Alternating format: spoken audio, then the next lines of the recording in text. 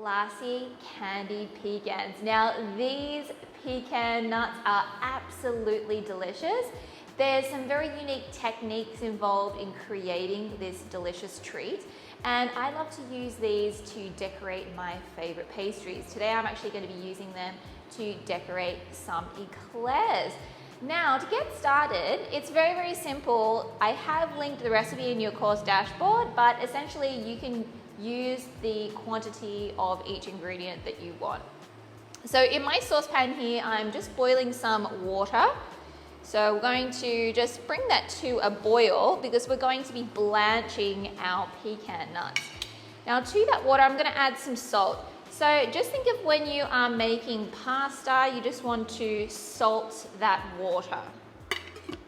Give it a bit of seasoning.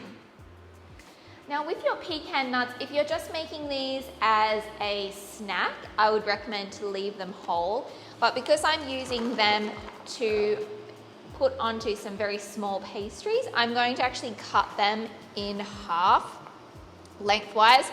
And I like to just flip them over and then just cut down the center so we have two sort of long slivers. So I'm going to add my pecans to our salted boiling water, and I'm going to set a timer for 2 minutes.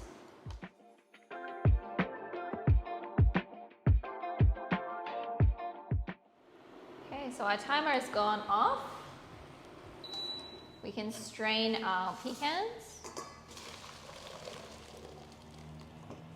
So while they're draining just for a moment, I have another saucepan here and I filled it up with about 1 inch or 1.5 inches of frying oil. So just like a neutral oil, I'm using sunflower oil today. And we're going to put this on the heat. And we're slowly going to bring it up to around 160 to 165 degrees Celsius. Best thing to do is to use a probe thermometer. So you can leave that in there and we can keep an eye on it. Now with our pecans, we're going to add them to a container.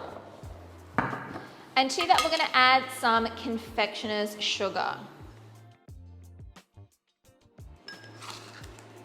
Just a little bit at a time and give it a good shake. We want them to have a nice thin coating of that icing sugar.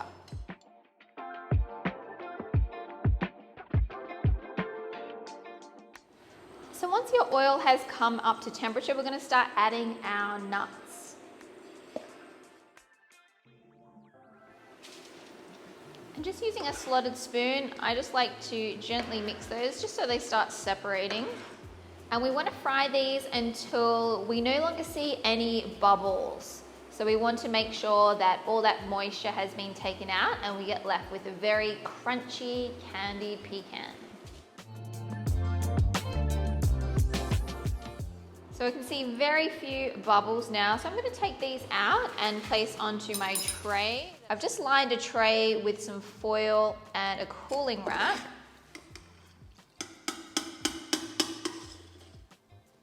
And I'm going to sprinkle out our nuts. And while they're still hot, you can grab yourself a couple of forks and just make sure that they're separated so they're not sticking together.